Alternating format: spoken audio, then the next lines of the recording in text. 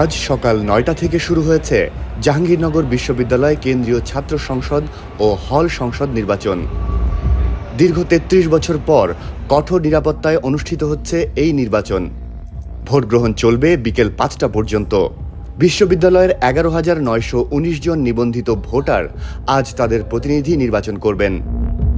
এর মধ্যে ছাত্র ৬,১০২ জন এবং ছাত্রী ৫,৮১৭ জন।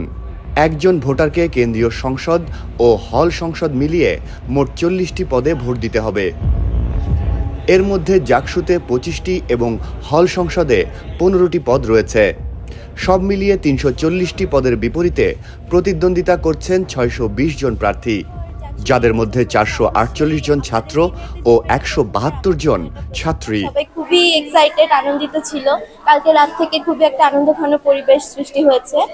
আর অবশ্যই আমরা অনেক ডিসাইড করেছি কয়েকদিন ধরে কাকে দিব, আমরা যাকে চাই বা যেই কাজগুলো আমরা অ্যাকচুয়ালি চাই জাহাঙ্গীরনগরে হোক বা আসুক নতুন কিছু, এরকম প্রার্থীদেরকে আমরা সিলেক্ট করেছি। এবং তবে হল সংসদগুলোর প্রায় ৬০% পদ হয় শূন্য নয়তো বিনা প্রতিদ্বন্দ্বিতায় নির্বাচিত হতে যাচ্ছে। বিশ্ববিদ্যালয়ের ২১টি হলের ৩১৫টি পদের মধ্যে ১৩১টিতে প্রার্থীরা বিনা প্রতিদ্বন্দ্বিতায় নির্বাচিত এবং ৬৮টি পদ শূন্য থাকছে।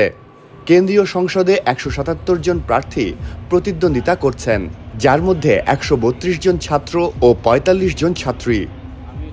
ভোট কেন্দ্রে নিরাপত্তার বিষয়ে ঢাকা রেঞ্জের ডিআইজি রেজাউল করিম মল্লিক জানান, যারা কর্মরত সদস্যরা রয়েছেন আইন শৃঙ্খলা রক্ষায়, তারা প্রায় ২,০০০-এর অধিক কর্মরত আইন শৃঙ্খলা রক্ষাকারী সদস্য রয়েছেন এবং এখানে শান্তিপূর্ণ নির্বাচন করার লক্ষ্যে, সুষ্ঠু করার লক্ষ্যে যা যা প্রয়োজন আমরা ইনশাআল্লাহ করছি।